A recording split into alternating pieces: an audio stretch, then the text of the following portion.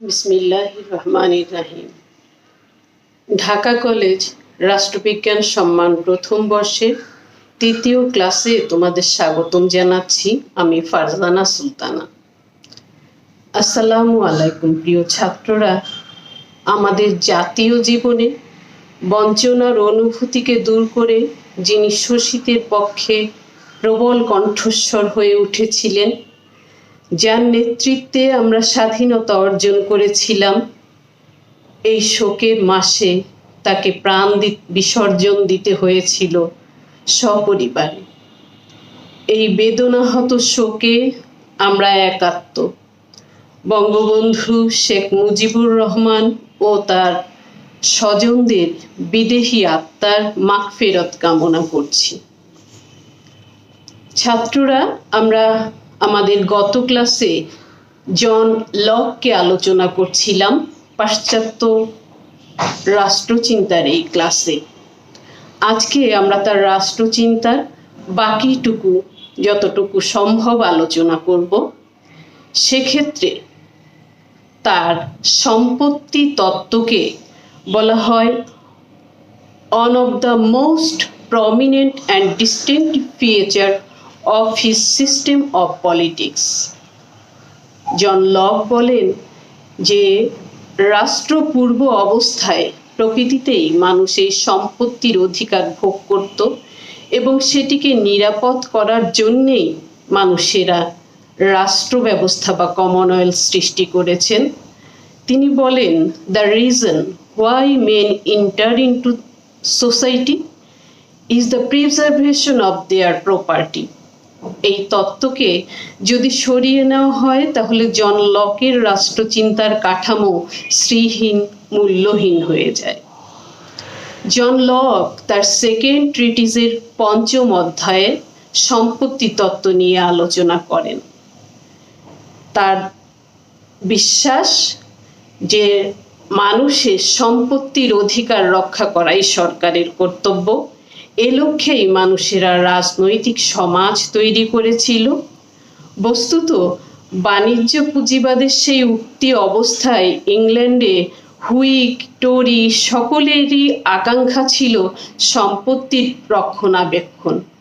তাদের ইচ্ছেকেই যুক্তির জাল বুনে তত্ত্বাকারে উপস্থাপন করেন জন লক। সম্পত্তি কি? সম্পত্তি বলতে ব্যাপক অর্থে তিনি জীবন, স্বাধীনতা, বৈষয়িক সম্পদ তিন বিষয়কেই এর মধ্যে নিয়ে এসেছেন, আর সংকীর্ণ অর্থে তিনি এটিকে বৈষয়িক সম্পদ বলেছেন। তাহলে আমরা তার থেকে পেলাম সম্পত্তি শুধু অর্থনৈতিক বিষয় নয়, সম্পত্তি বৃত্তের মধ্যে মানুষের জীবন, স্বাধীনতা, পার্থিব সুখের সকল বিষয় পরিব্যাপ্ত। ব্যক্তিগত সম্পত্তির যে যুক্তিভিত্তিক ব্যাখ্যা তিনি দিয়েছিলেন সেটি এরকম। আমরা একটি স্লাইড দেখি।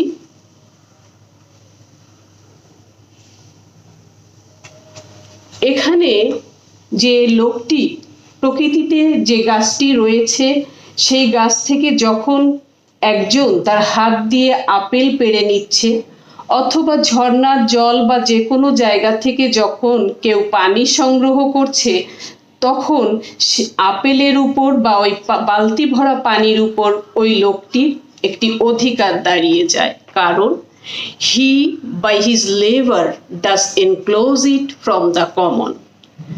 মানুষ যখন কোনো বস্তুর সাথে তার দৈহিক শ্রমকে লাগায় তখন সেই বস্তুর পর তার একটি স্বাভাবিক অধিকার প্রতিষ্ঠিত হয়ে যায়, আর এই অধিকার থেকে তাকে বঞ্চিত করা অযৌক্তিক। সেকশন 30-এ সেকেন্ড ট্রিটিজে লক এটি বলেন, অর্থাৎ শ্রমই সম্পত্তির স্রষ্টা।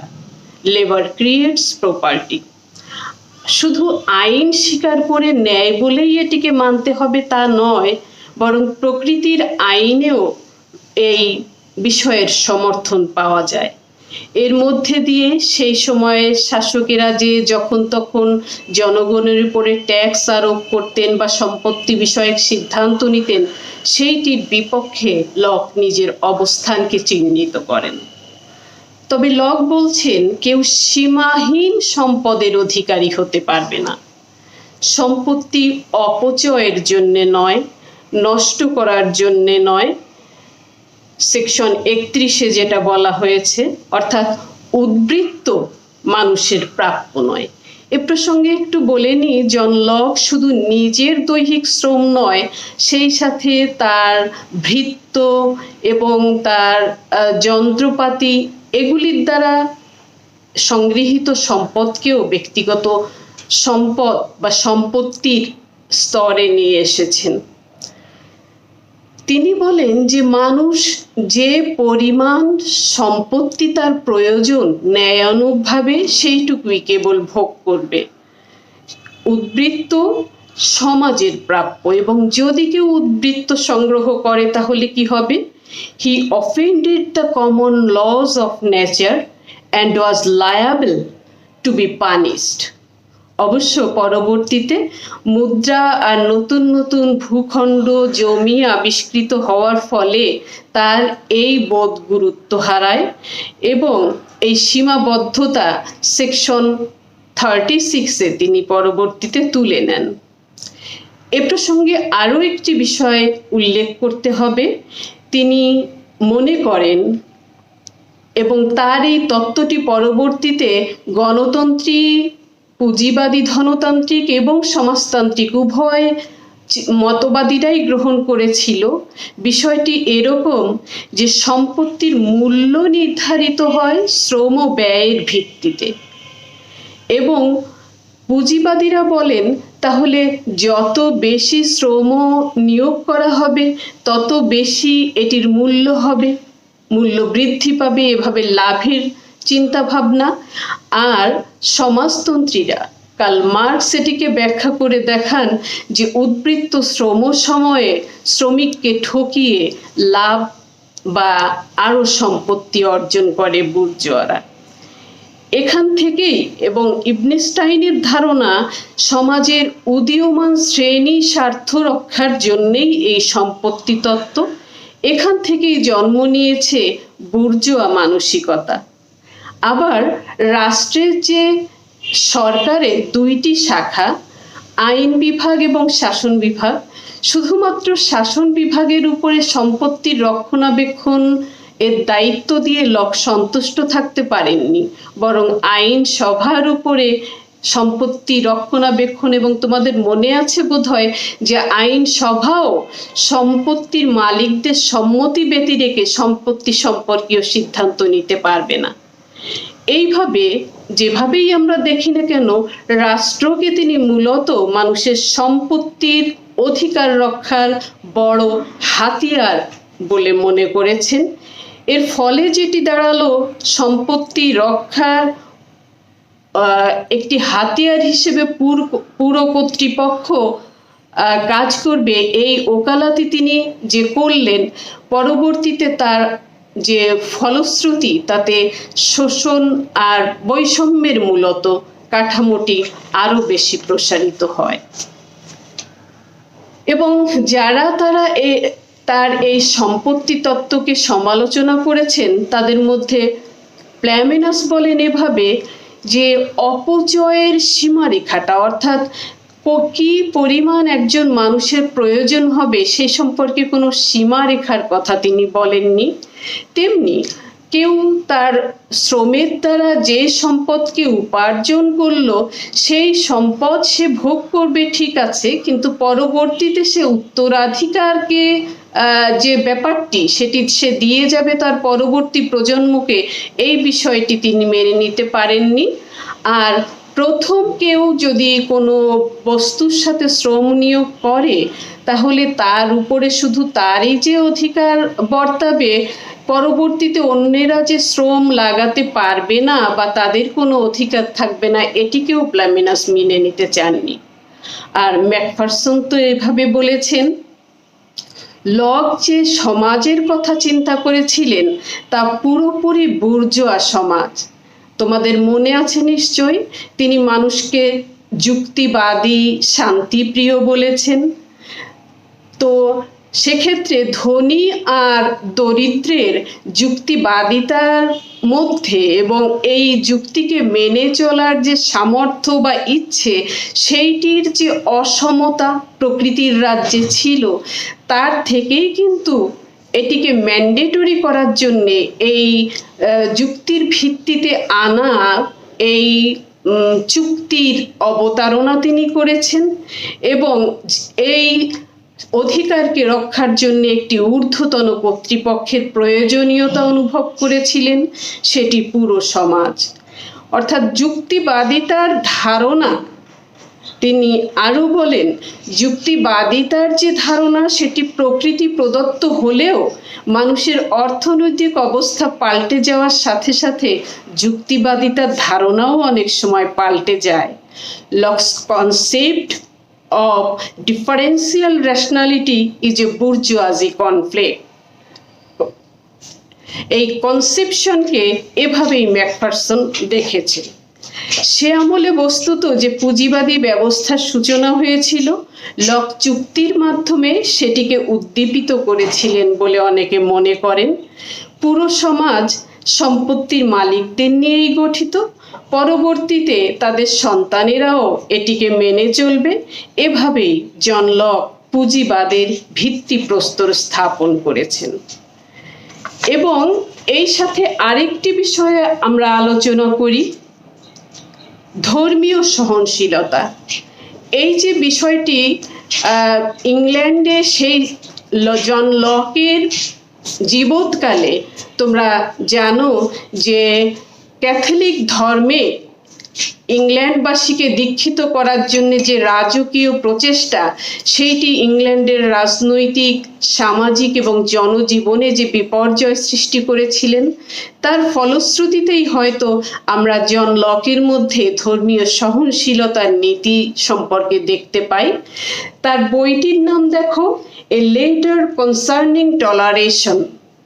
এবং এখানে তিনি বলছেন যে রাষ্ট্রের এ কাজ নয় যে রাষ্ট্র সম্পত্তির অধিকার রক্ষা করবে, এটি হচ্ছে তার কাজ।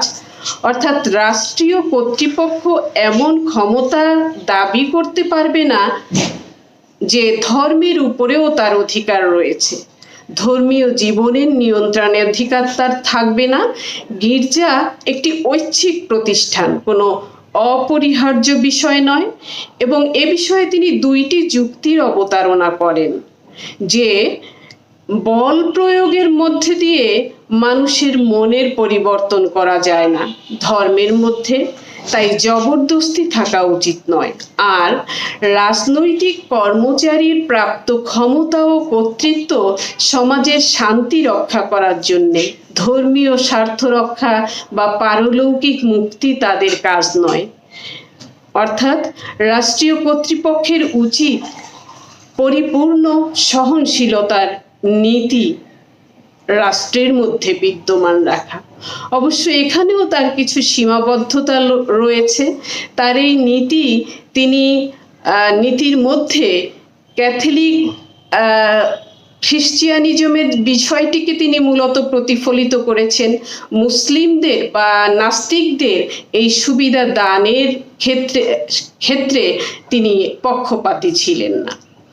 এছাড়াও আরও একটি বিষয় রয়েছে প্রিয় ছাত্ররা, যেটি বিপ্লবের অধিকার বা সেরকমই বলা যেতে পারে। তোমরা খেয়াল করেছো যে জন লক যে সরকারকে একটি ট্রাস্টি ব্যবস্থা করছেন এবং আইনসভাকেও নির্দিষ্ট কিছু সীমাবদ্ধতার মধ্যে দিয়ে কাজ করার কথা বলেছেন, এবং বলেছেন যে আইনসভা যদি সেই সীমাবদ্ধতার বা জনগণের প্রয়োজনকে মেটাতে ব্যর্থ হয়, তাহলে সেই আইনসভাকে সম্প্রদায়ের হাতেই চূড়ান্ত ক্ষমতা থাকবে এবং জনগণ প্রয়োজনে ওই শাসন কর্তৃপক্ষকে বদলে দিতে পারবে। তো এইভাবে লক জনগণের কাছে যদিও চূড়ান্ত ক্ষমতাকে রেখেছিলেন কোনো শাসক গোষ্ঠী যদি জনস্বার্থের বিপরীতে কাজ করে তার বিরুদ্ধে বিপ্লব করা যাবে, এরকম একটি বিষয় বলেছিলেন। তবে সাধারণভাবে লক বিপ্লববাদী ছিলেন না, তিনি নিয়মতান্ত্রিক শাসনেরই পুরোধা ছিলেন। এবারে আমরা যদি আলোচনা করি রাষ্ট্রচিন্তার ক্ষেত্রে জন লকের অবদান, তাহলে প্রিয় ছাত্ররা কয়েকটি পয়েন্ট ধরে আমরা ক্রমানুসারে আলোচনা করি। প্রথমটি হচ্ছে সংবিধানতন্ত্র বা নিয়মতন্ত্র, যার মূল কথা সরকার অফুরন্ত শক্তির ধারক নয়, সুনির্দিষ্ট উদ্দেশ্য সাধনের জন্য সীমাবদ্ধতার মধ্যে থেকে সে কাজ করবে। অর্থাৎ জন লক সরকারের শরীর থেকে চরম সার্বভৌমত্বের আবরণ খুলে নিয়ে সংবিধানতন্ত্রের জামা পরিয়ে দেন। ম্যাক্সে বলেন, তার মতো আর কেউ এত জোর দিয়ে বলেনি যে জনসম্মতি ছাড়া সরকারের বৈধতা মূল্যহীন। সংখ্যাগুরুর সম্মতি হবে শাসনতান্ত্রিক নীতির ভিত্তি। তার এই মতের ফলে মধ্যযুগীয় ঐশ্বরিক ক্ষমতার যে রাজকীয় উত্তরাধিকার সেটি আসলে বিলুপ্ত হয়। এরপর প্রাকৃত অধিকার সম্পর্কে জন লক তিনি বিশ্বাস করতেন মানুষের জীবনকে পূর্ণাঙ্গ করতে অধিকার অপরিহার্য। মানুষের জীবন, স্বাধীনতা ও সম্পত্তির অধিকারকে পবিত্রতম ঘোষণা করে মানবজাতির সমূহ কল্যাণ তিনি সাধন করেন। উদারনীতিবাদের প্রবক্তা। উদারনীতির ঐতিহ্যই মূলত লকের প্রধান ফোকাস।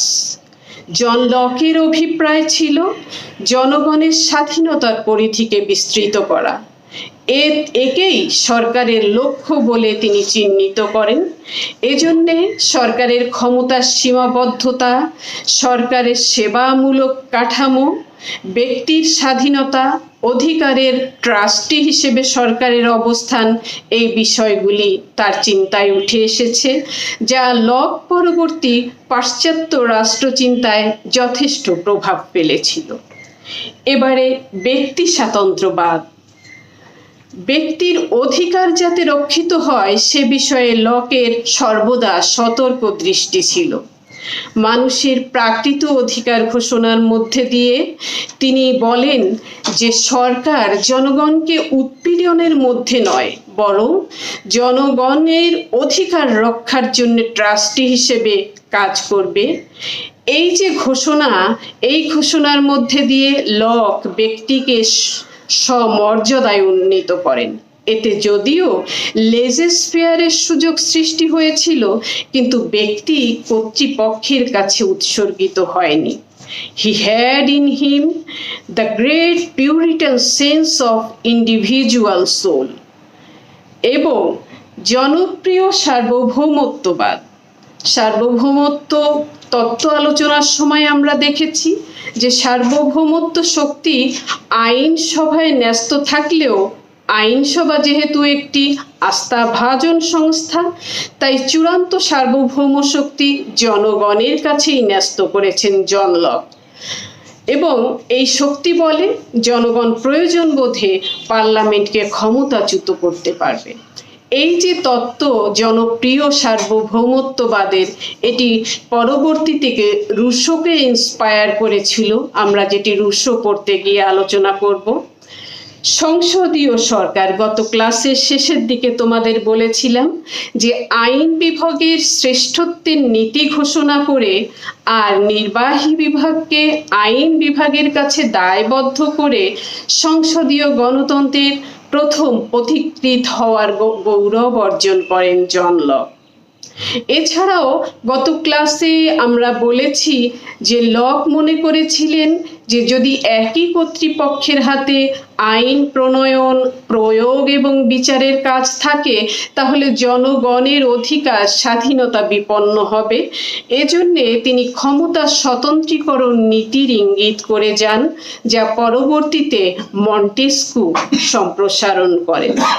ধর্মীয় সহনশীলতার যে নীতিটি, সেটিও তার রাষ্ট্রচিন্তার বৃত্তির এক গুরুত্বপূর্ণ সংযোজন। প্রিয় ছাত্ররা, তোমরা জানো সমগ্র মধ্যযুগে ধর্ম কিভাবে মানুষের রাজনৈতিক জীবনকে আবৃত করেছিল।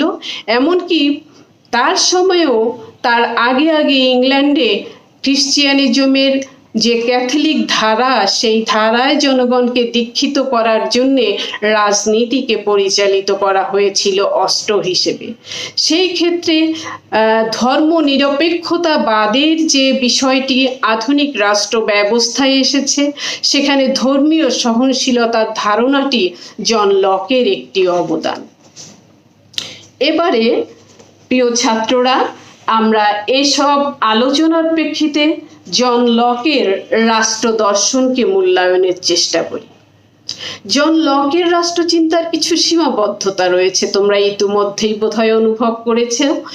রাষ্ট্রের উৎপত্তি ব্যাখ্যা দিতে গিয়ে তিনি যুক্তিবাদ, বিভিন্ন হিসেব নিকেশের আশ্রয় নেওয়ার কারণে হবসের ন্যায় লকের দর্শনকেও কৃত্রিম ও অতি সরলীকৃত বলে সমালোচনা করা হয়। রাষ্ট্র সৃষ্টির ক্ষেত্রে ঐতিহাসিক বা অযুক্তিবাদী যেসব উপাদান রয়েছে, সেগুলিকে তিনি এড়িয়ে গেছেন। এছাড়া রাষ্ট্র সৃষ্টির জন্যে যে চুক্তির কথা, সেক্ষেত্রে আলথুসিয়াস বা পুফেনডর্ফ যেভাবে সুস্পষ্ট দুইটি চুক্তির কথা বলেছেন, তিনি সেভাবে বলেননি। আদি চুক্তির কথা বলেছেন, আদি চুক্তিটি আসলে কোথায় কিভাবে আছে সেটিও ব্যাখ্যাত হয়নি। এবং সম্মতি কথা যদি বলি, তাহলে সরকার কখন সম্মতি পেল আর কখন হারাবে, সে বিষয়টিও তিনি স্পষ্ট করেননি।